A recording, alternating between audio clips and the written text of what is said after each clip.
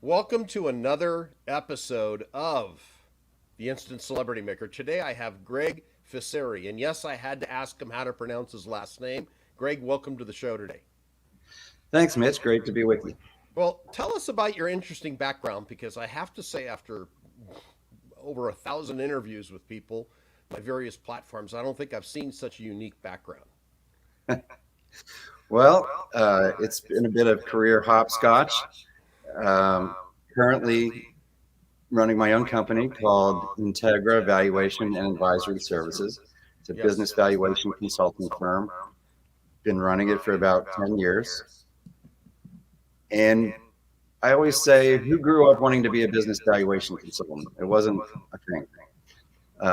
Sort of evolved out of a lot of corporate misbehavior in the 90s and early 2000s. Okay. I maybe one of the only, if not the only person who worked for both Freddie Mac and WorldCom, which Wow. both had some scandalous activity. Hmm. And out of that came the name Integra, I guess, learning the importance of values and integrity in business practice. And that's sort of the essence of business valuation, trying to create fair outcomes in business transactions for all sides and avoid various corporate misbehavior.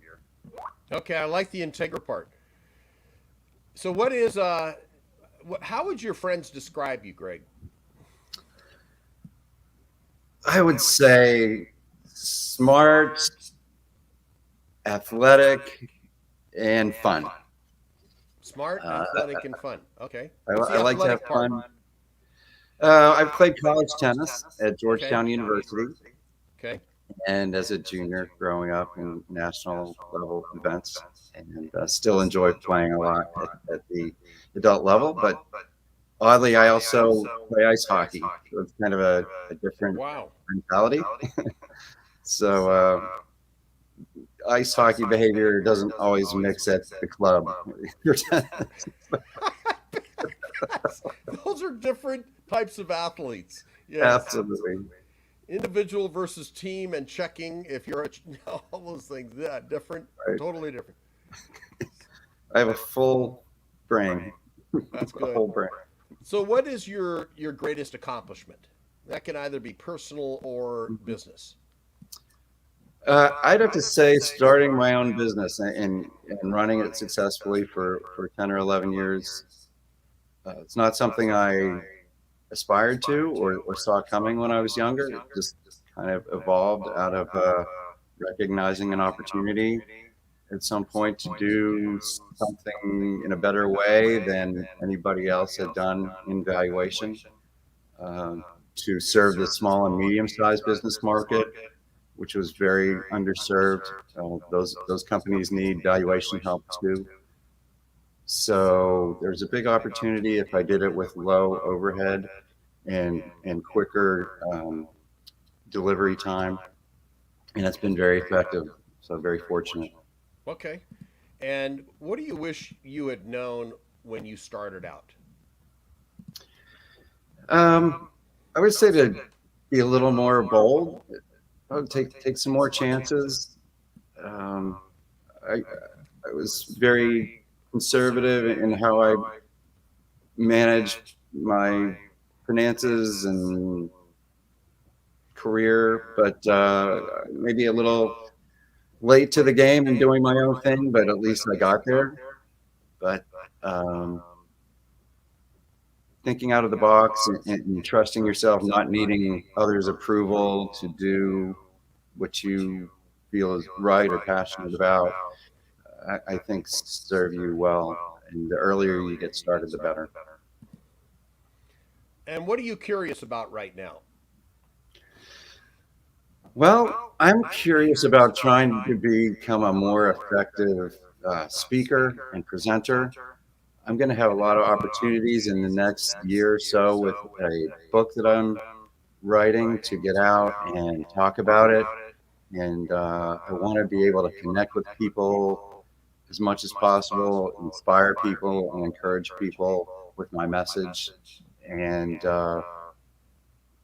So doing that passionately and effectively is really important. And I feel like I'm getting better with some of the work I've done already, and this kind of thing included, but I want to keep getting better.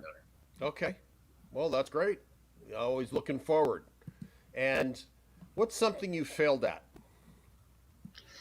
I probably failed at the corporate game, playing the game You and me politically. both, buddy. Yeah. Yeah, I'm not good with politics. I don't like it. I don't enjoy it. Um, I'm very result oriented. I have been blessed or cursed with the ability to quickly see things that aren't working well, and if I can make something work better and effectively or more profitably or more efficiently, I was always thinking that that would be a good thing to suggest or point out, and it just doesn't always work.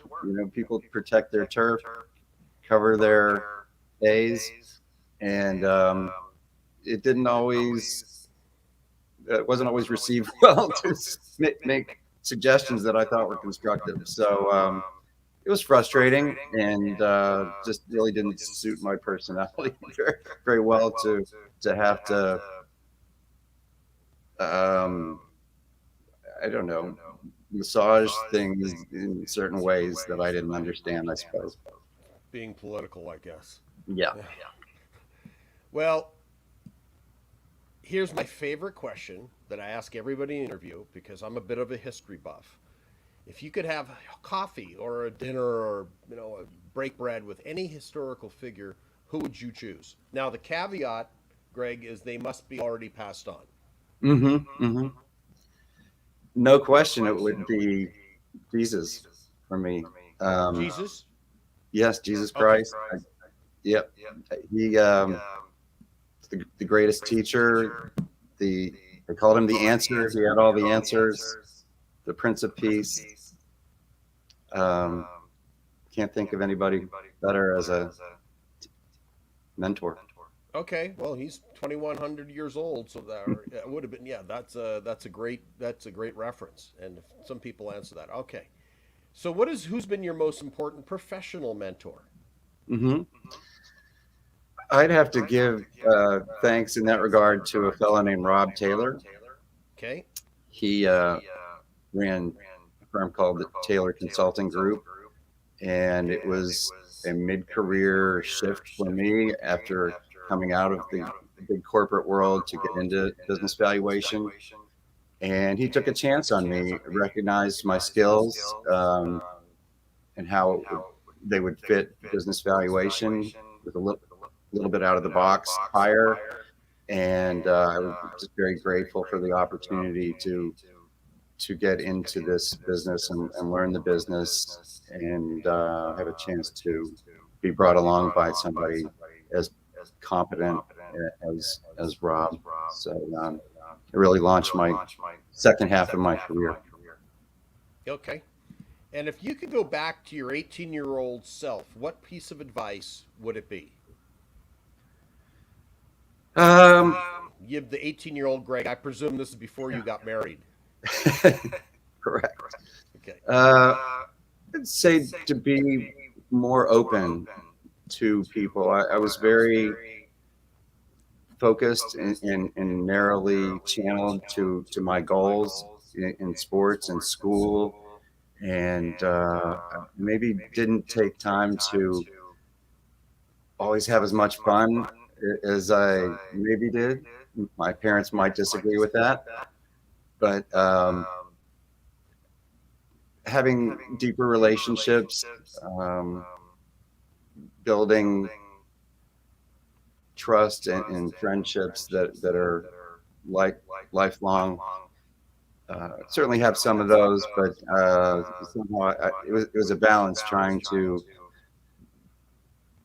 achieve everything that I wanted to achieve while embracing my community, I think. Okay. And you're a man that has goals because you've got a book coming out, and we'll talk about that in a second. But what is your plan to achieve your goals over the next? I like to give people a 2-year horizon. because anything beyond that, especially with the recent experience of COVID-19, I think we've all been pushed off our bicycles, if you will. So let's just talk Right. 2 years out. Well, I've been working on this book for probably 10 years off and on, amidst the rest of my busy life. So it's about to come to fruition in the next couple of months and come to the market. And so my business goals are steady, and the business chugs along, but that's a very special new goal is to make the most of this opportunity to bring my book to the market and tell this story. So getting it over the goal line, as it were, since it's a football book, in the next couple months, and getting it into people's hands and sharing the story is a big goal. Are you published mainstream, or is this self-published works? Where do they get it? It's sort of a hybrid publishing model. As I learned about the publishing model, it seems kind of broken right now, and not very financially rewarding to go the traditional route where you get a very small royalty on sales. So I found a firm that does everything for you but the distribution. They do a beautiful job with editing, printing, layout, design. It's a highly illustrated book on the history of pro football. And as long as I can solve the distribution issues, I will receive the lion's share of, if not all of the revenue. So I'm going to try to figure that out. I think I have some good plans and solutions for that. Okay, well, we can certainly talk about that a little bit. I know that game backward and forward. I'm published, and I've also self-published, and there are pros and cons with each. But we can certainly chat about that after the show. There's a lot of experience there, but okay. And I'm just going to go skip right to this question. What's one question you wish I'd asked you, and how would you have answered?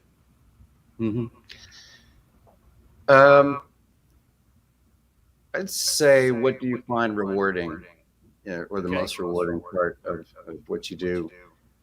And I find that it's helping people. I get the most joy and satisfaction out of helping my clients, and even coaching outside of my business, whether it's in sports or personal finance. Some people really are successful in their businesses, but are having a learning curve on the personal finance side, and a little guidance in those ways can really jumpstart somebody's life. So finding ways to connect with people, and in a little deeper way, in giving back personally, not just through charity or financial ways, I think is fantastic. When I stump people with this question, which it happens on occasion, the default question I go to is, why do you do what you do? And I think you have filled that gap in nicely. You like helping people, it sounds like. I do. I love it. It gets me up every day. Yeah, and you know what's interesting about this, Greg? What happens when the hair starts to turn gray? It's almost a shift. It's from going all about me to about others in some way. Yeah, and I didn't understand it when I didn't have gray hair. Now that I have a lot, and this is, a little bit of dye to kind of minimize the look, it certainly is gratifying. And now I understand. I think you've come to that evolution in your own life as well. Right. I have to give Georgetown University credit for that. A lot of credit in my life. Their mantra is life in service of others.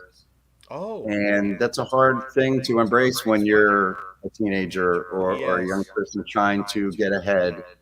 And some people have said that studying finance at Georgetown is kind of like an oxymoron. I mean, how do you pull that off? So it's at some point, though, especially when you're in low points in your life, you find that giving back relieves the anxiety and of the chase. And the more that you can incorporate that into your life, I think the better outcomes we have. Well, and the top, I have to piggyback on your comment. Whenever I have felt up or down, or not, well, specifically down, when I am able to give to others unconditionally, and that's Hmm. kind of what we're talking about, boy, it certainly rights the ship. It does. Yeah. It's pure. If there's no self gratification to be, no reward, no ulterior motives, or something, you just want Selfless, to give, yeah, and help. selfless giving. That's great. And how do you promote your personal and company brand? I do a lot of sponsorship on the company side. I'm very involved in the startup technology community here in Atlanta. Oh, nice. There are a number of groups such as the Atlanta Technology Angels, TIE, uh, the Atlanta Tech Village, the Atlanta Technology Development Center at Georgia Tech. So I get out and not only sponsor financially, but educate, speak, giving lunch and learn presentations and speak on panels. So I'm pretty well known in that world here. So I enjoy this sector. I enjoy the energy of the startup world and being an advisor to these young companies and entrepreneurs. Um, I, I'm not a big fan of promoting myself and my personal brand, but maybe I'll have to do that a little more with my book, and I'll have to figure that out. Maybe you can help with that too. I think I might be able to help. But the other, you had just shared with me before we started the interview, you just did some TV segments. Tell us about that. Hmm. That's big. It could be. It's going to air this weekend. It's a show called Inside the Blueprint, which um, shows uh, small businesses and expose gives small businesses exposure. And they reached out to me to talk about how I advise small businesses. And I had three wonderful clients come on and talk about what I do to help them. And it's about a 5 minute segment, and Awesome. it'll be airing on CBS here in Atlanta and a couple other smaller channels this weekend. So it was a nice opportunity, and I appreciate the experience to grow by doing that. Okay. And how can I support you, Greg? How can you support me? Well, I think They can go to Integgra.com. yeah, Yeah. right on the business valuation consultant side. Check it out. I work with companies of all sizes and in all sectors. Any company that needs to know what it's worth for any reason, from fundraising to issuing stock options to buying or selling a company or buying a partner in or out, solving a dispute, either a business dispute or a family dispute with a divorce. Sometimes the spouse gets half. You got to figure out what a company's worth. So there's just a few reasons and ways we help. Okay, great. And what would you say about your experience on the show today? It's been a lot of fun. Great meeting you, and look forward to finding other ways to work together. And appreciate the exposure. Okay. And what would you say is your final word for the viewers and listeners? Mhm. Um, Enjoy the journey.